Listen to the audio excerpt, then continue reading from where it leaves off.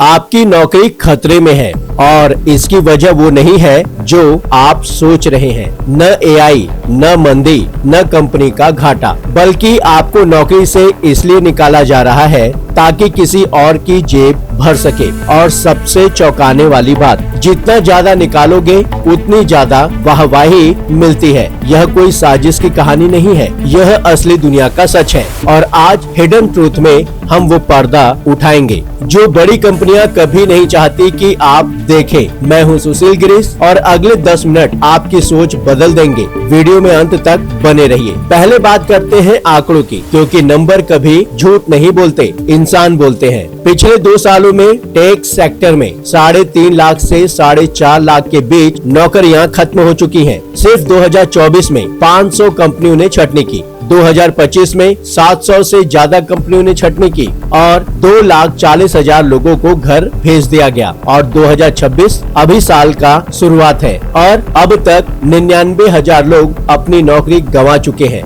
232 कंपनियां छटनी कर चुकी हैं। अब नाम लेते हैं क्योंकि ये वो कंपनियां हैं जिन्हें आप रोज इस्तेमाल करते हैं। अमेजन 30,000 के करीब लोग निकाले गए, माइक्रोसॉफ्ट 10,000, इंटेल 12,000, मेटा 8,000, गूगल हजारों, IBM, Salesforce, Hewlett Packard, Dell, हर जगह 10,000 लोगों की नौकरियां गई। तो सवाल उठता है, इतनी बड़ी बड़ी कंपनियां, इतना मुनाफा, इतनी ताकत, फिर भी इतने लोगों को क्यों निकाला? क्या काम नहीं था? क्या पैसा नहीं था? या कुछ और था? आपको बताया जाता है AI आ गया इसलिए छटनी हुई। आपको बताया जाता है ओवर हायरिंग हो गई थी इसलिए निकालना पड़ा। आपको बताया जाता है कोविड के बाद बाजार बदल गया है। लेकिन ताजा रिपोर्ट्स कहती हैं ये सब बहाने हैं। असली कारण है शेयर मार्केट। जी हाँ, आपकी नौकरी इसलिए नहीं गई कि कंपनी को आपकी जरूरत नहीं थी। आपकी नौकरियां इसलिए गई ताकि किसी निवेशक का शेयर ऊपर जाए। ध्यान से सुनिए, स्नैपचैट ने 1,000 नौकरियां खत्म की, यानी अपने 16% कर्मचारी निकाल दिए। हर छठा आदमी घर चला गया। और इसके बाद क्या हुआ? स्नैपचैट का शेयर 8% ऊपर चला गया। बाजार ने तालियां बजाई, निवेशकों ने जश्न मनाया और जो लोग घर गए उनकी कोई खबर नहीं। अब आते हैं Block.inc पर। यह डिजिटल पेमेंट की बड़ी कंपनी है। स्क्वायर कैश इसी का हिस्सा है। इसने 4,000 कर्मचारी निकाल दिए, यानी अपने 40% कर्मचारी। 10 में से 4 लोग एक झटके में बाहर। और उसके बाद उनकी CFO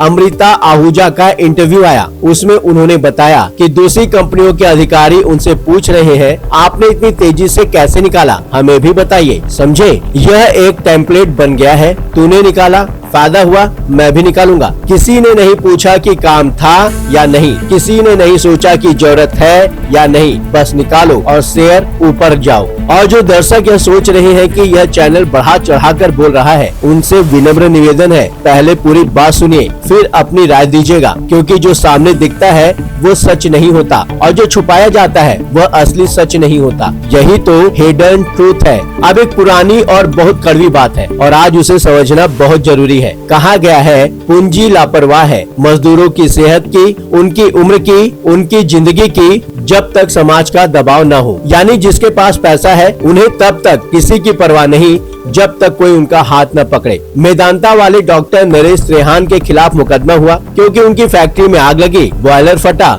मजदूर मरे। और दूसरी तरफ एक उद्योगपति नवीन जिंदल ट्विटर पर पोस्ट कर रहे थे कि उन पर FIR नहीं होनी चाहिए थी, यानी मजदूर मरे लेकिन मालिक बेफिक्र। सेफ्टी का ध्यान नहीं रखा गया लेकिन जवाब नहीं देना। यही मानसिकता है और यही मानसिकता आज टेक सेक्टर में भी चल रही है। अब बात करते हैं ventures capital firm sign capital के फाउंडर मोहम्मद कोफमैन की, जो पहले ISC में एग्जीक्यूटिव रह चुके हैं। उनका कहना है आने वाले समय में कंपनियां अपनी 30 से 50% वर्कफोर्स काट देगी। 30 से 50%, यानी हर दूसरा या तीसरा आदमी बाहर। और क्यों? इसलिए नहीं कि काम नहीं है, इसलिए कि शेयर मार्केट में वाहवाही मिलती है। आप अंदाजा लगाइए, जो HR टीमें होती थी कर्मचारियों की मदद के लिए, वो अब छटनी की एक्सपर्ट बन चुकी है। जो जितनी कुशलता से निकालेगा उसे उतना ज्यादा सम्मान मिलेगा। यह दुनिया आखिर जा कहाँ रही है? अब आते हैं भारत पर, क्योंकि बहुत लोग कहते हैं यह तो अमेरिका में हो रहा है, हमें क्या? यह सोचना बंद कर दीजिए।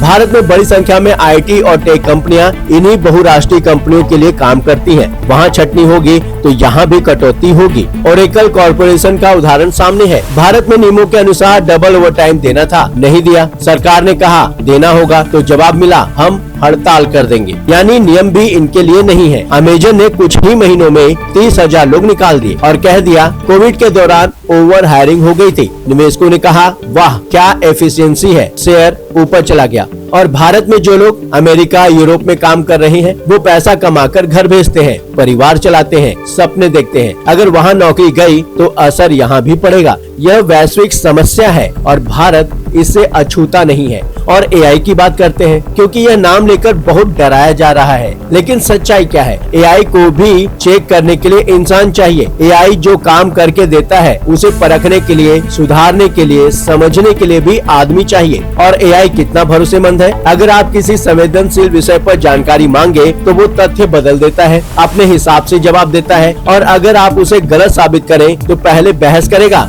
फिर मान लेगा आप सही कह रहे हैं। यानी एआई खुद अधूरा है, लेकिन उसका नाम लेकर लाखों इंसानों को नौकरी से निकाला जा रहा है। एआई बहाना है, शेयर मार्केट असली खेल है। अगर यह सच आपको हिला गया तो यह वीडियो अभी शेयर कीजिए अपने दोस्तों को, परिवार को, उन लोगों को जो नौकरी में है और यह नहीं जानते। लाइक करिए ताकि यह सच लोगों तक पहुंचे। कमेंट में लिखिए मुझे पता था या फिर मुझे नहीं पता था। और अगर आप चाहते हैं कि ऐसी ही खबरें मेन स्ट्रीम मीडिया जो नहीं दिखा रही है वो आप तक पहुंचती रहे तो 7 टीवी भारत को अभी सब्सक्राइब करें, बेल आइकन दबाएं, क्योंकि सच सुनने की हिम्मत हर किसी में नहीं होती, लेकिन आप में है। तो कुल मिलाकर यह दुनिया अब ऐसी हो चुकी है जहां नौकरी से निकालना एक स्किल मानी जाती है। जो जितना कुशलता से निकाले उसे उतनी तारीफ मिलती है। इंसान की जिंदगी, उसके सपने, उसका परिवार, उसकी मेहनत, सब कुछ शेयर मार्केट के एक अंक के आगे बेकार है। और यह सिलसिला रुकने वाला नहीं है जब तक हम चुप रहेंगे।